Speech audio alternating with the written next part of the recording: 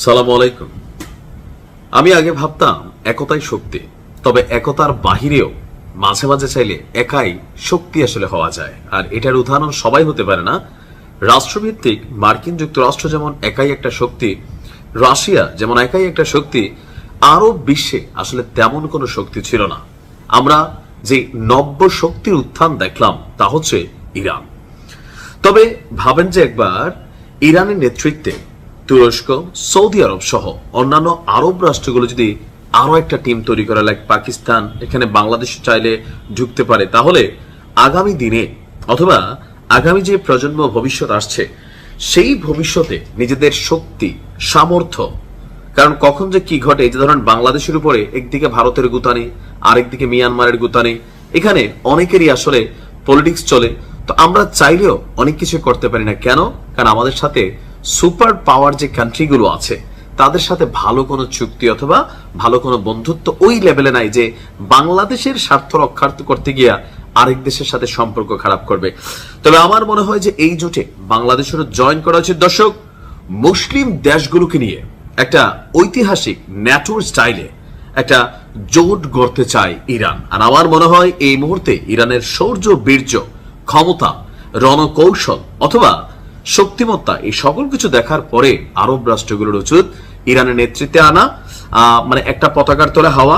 আর এখানে ইরানও সবাইকে ন্যায়সঙ্গত বা ধরেন কি বলা হয় যে নেতৃত্বের জায়গাগুলোতে একটা টিম তৈরি করবে যারা সকলে মিলে এই টিমটাকে পরিচালিত করবে। তবে লিডিং এ থাকতে হবে ইরান, কারণ অন্য কেউ থাকলে গুটিবাজি হইতে পারে, সবাই আমেরিকার চামচ। আমরা দেখছি ইরানের প্রেসিডেন্ট মাসুদ পেজেশকিয়ান, তিনি আপনার একটা আহ্বান জানিয়েছেন। পাকিস্তানের রাজধানী ইসলামাবাদে এই মুহূর্তে সফরে আছে ইরানের প্রেসিডেন্ট মাসুদ পেজেশকিয়ান। তার এই পাকিস্তান সফরে পাকিস্তানের আকাশ সীমায় প্রবেশের সাথে সাথে তাকে এক ভিন্ন রকম সম্মান দিয়েছে পাকিস্তানের এয়ারফোর্স। পেজেশকিয়ান বলছেন যে আপনার পাকিস্তানের যিনি সেনাপ্রধান আছেন আসিম মনির, এই মুহূর্তে খুবই পাওয়ারফুল একজন ক্যারেক্টার।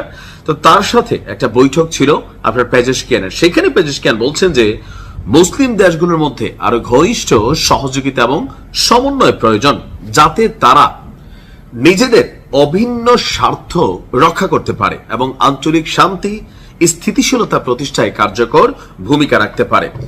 আঞ্চলিক স্বার্থ প্রতিষ্ঠা বা শান্তি প্রতিষ্ঠা এবং বিভিন্ন সংকটে মধ্যস্থতার ক্ষেত্রে পাকিস্তান সরকার, দেশটির জনগণ এবং সামরিক নেতৃত্বের ভূমিকা প্রশংসা করেছেন। এটা একটা অফিসিয়াল বক্তব্য। তবে তিনি বলছেন যে মার্কিন যুক্তরাষ্ট্র এবং ইসলি যেই হারে গ্রেটার ইসলির মানচিত্র প্রকাশ করেছে, অথবা মার্কিন যুক্তরাষ্ট্র যেভাবে সবাইকে নিজেদের করাতলে রাখতে চায়, সেই যে শক্তিটা বা পশ্চিমারা, তারা কিন্তু এমনি আলাদা আলাদা, বাট গোড়া কিন্তু সবগুলোর একই জায়গায়। এখন এই ভিন্ন পরিস্থিতিতে আগে যে ভয়ভীতির জায়গাটা ছিল, ইরান মনে করছে ওই জায়গা থেকে আসলে বের হয়ে এসেছে। এখন দরকার তেহরানের সাথে অন্যান্য শক্তিশালী আরব রাষ্ট্রগুলোর একটা বন্ধুত্বপূর্ণ সম্পর্ক এবং একটা জোটের প্রয়োজনীয়তা তিনি এখানে উল্লেখ করেছেন। তিনি বলছেন যে মুসলিম বিশ্বের বিপুল রাজনৈতিক, অর্থনৈতিক এবং মানব সম্পদকে কাজে লাগিয়ে পারস্পরিক সহযোগিতা যেমন বাড়ানো যায়, পাশাপাশি কর্মসংস্থান তৈরি করা যায়, পাশাপাশি এই রাষ্ট্রগুলোর যে আপনার সামরিক সক্ষমতা আছে সেগুলো একত্রিত হলে অদূর ভবিষ্যতে এককভাবে কোনো দেশকে ইসলি অথবা মার্কিন যুক্তরাষ্ট্রের কষাতলে বা রসাতলে বা কষাঘাতে কোনোটাতেই পড়তে হবে না। তা আমিও মনে করি যে আসলে এই মুহূর্তে এটা দরকার। আর বাংলাদেশেরও সেই ক্ষেত্রে উচিত হবে এরকম কোন একটা টিমের মধ্যে নিজেদেরকে আপনারা ইনক্লুড করে নেওয়া, কারণ অদূর ভবিষ্যতে আসলে কি হয় না হয় এটা বলা যায় না। ইন ফিউচার যদি বাংলাদেশের কখনো লড়াই হয়, সেটা হবে মিয়ানমারের সাথে অথবা সেটা হবে ভারতের সাথে। সেই ক্ষেত্রে আসলে আমাদের প্রস্তুতি কি? যারা ভাবার নিশ্চয়ই ভাববেন। ভালো থাকুন।